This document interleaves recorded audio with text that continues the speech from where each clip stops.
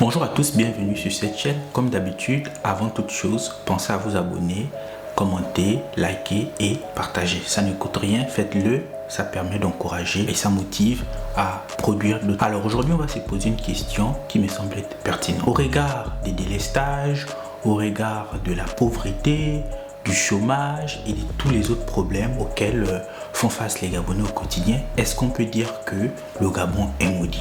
Y aurait-il une malédiction qui planerait sur le Gabon, et cela du fait des différents maux qui minent la société gabonaise? Ou bien derrière l'état qu'on constate dans la société gabonaise se cache plutôt ici un problème de mentalité, c'est-à-dire une façon de voir le monde et de voir la gestion de la cité qui fera en sorte que le Gabon ne connaisse pas un essor économique et social pouvant permettre à tous les citoyens de ce pays de pouvoir jouir des ressources et d'avoir une vie confortable.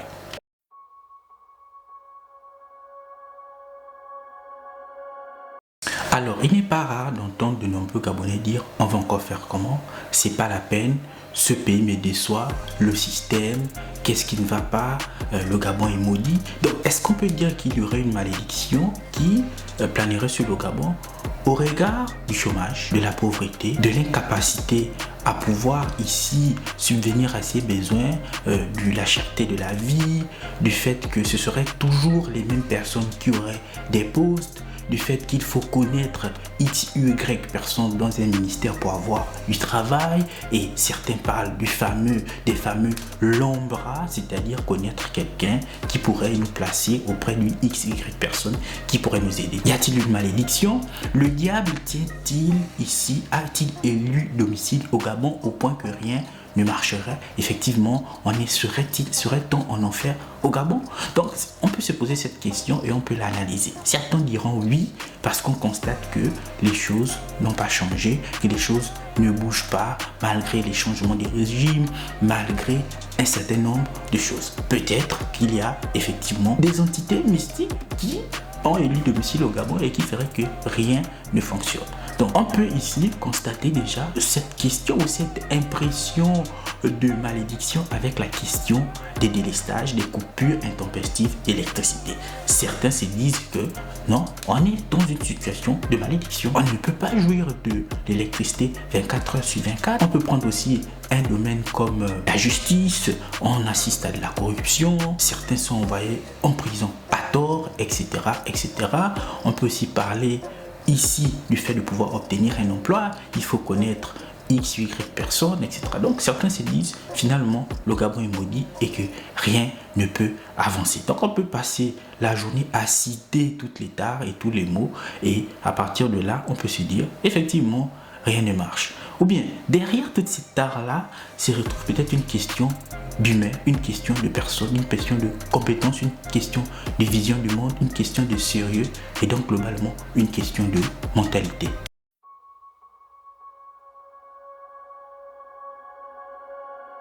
Alors globalement et honnêtement, je ne pense pas qu'il y aurait une entité mystique qui serait donc à l'origine de toutes les tares et de toutes les difficultés que traversent ou que traverseraient les Gabonais. Ce qui se passe fondamentalement, c'est qu'il y a un problème de personne, un problème de mentalité. C'est la façon dont on perçoit les choses au quotidien qui finalement conditionne la façon dont on peut mettre en place des politiques publiques en matière de développement, comment on peut interagir avec d'autres personnes. C'est-à-dire que lorsqu'on va dans une institution ou lorsqu'on va dans une administration, déjà on peut constater ce phénomène de personnes, ce phénomène de mentalité à l'accueil.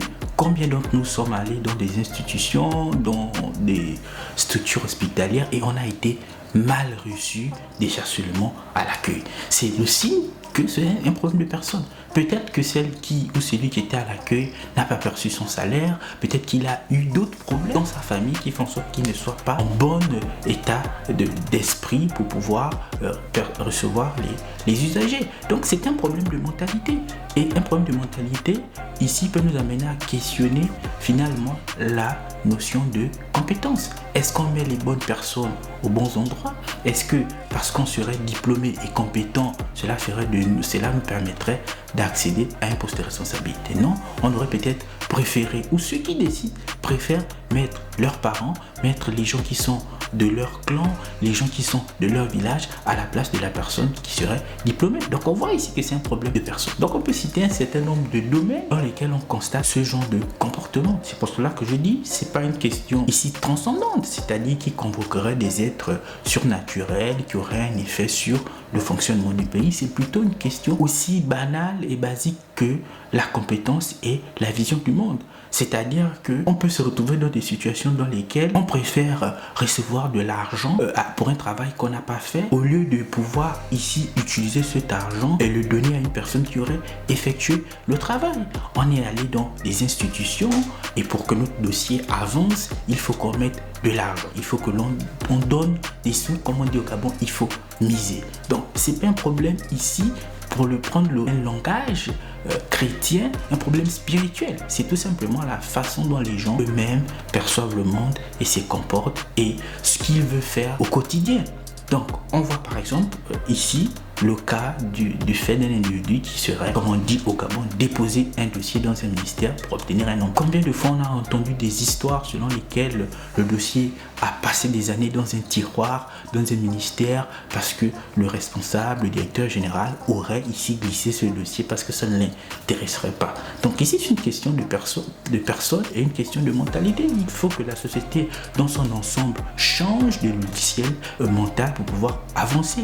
Il ne faut plus que l'on mise pour obtenir un emploi, il ne faut plus que l'on décide ici d'adopter une attitude qui ne soit pas juste envers un compatriote qui aimerait ici obtenir un marché ou une toute autre action. Donc ici, revoir comment au quotidien on essaie ici d'interagir avec les autres, c'est-à-dire ne pas être égoïste, ne pas penser qu'à soi, à son village, à son quartier, à sa femme, à sa petite amie, à ses soeurs. Il faut penser à tout le monde et voir la chose publique comme effectivement une chose qui appartient à tout le monde et une chose qui pourrait permettre à tout le monde d'avoir un niveau de vie correct. Donc on peut ici passer la journée à dresser ce qu'il faut faire, mais si personnellement on n'adopte pas une attitude qui fera en sorte qu'on ait une autre vision du monde au quotidien, qu'on ait ici une autre attitude vis-à-vis de notre prochain, qui ne sera peut-être pas forcément de notre village, de notre ethnie, de notre parti politique ou peu importe, qui n'a aucun lien avec nous, aucune chose ne pourra changer. Donc tous les problèmes du Gabon pour moi se résument tout simplement en une question de mentalité. Comment on perçoit l'autre, qu'est-ce qu'on veut, quelle est ici l'attitude qu'on aimerait avoir si on était de l'autre côté du bureau lorsqu'on est dans un cadre ici de chômage. C'est-à-dire qu'on arrive dans une administration, on cherche du travail, mais comme on n'aime pas le visage de celui qui est en face de nous, on ne lui permet même pas d'avoir un stage. Vous vous rendez compte que même un stage, pour certains, c'est difficile d'en trouver. Donc ici, pour moi, l'état auquel le gars fait face, ce sont ici tout simplement les signes d'un problème de mentalité. Donc, la plus grande institution qu'on doit ici rétablir ou réhabiliter, c'est la mentalité. Merci d'avoir regardé cette vidéo. On se donne rendez-vous dans un prochain épisode et à bientôt.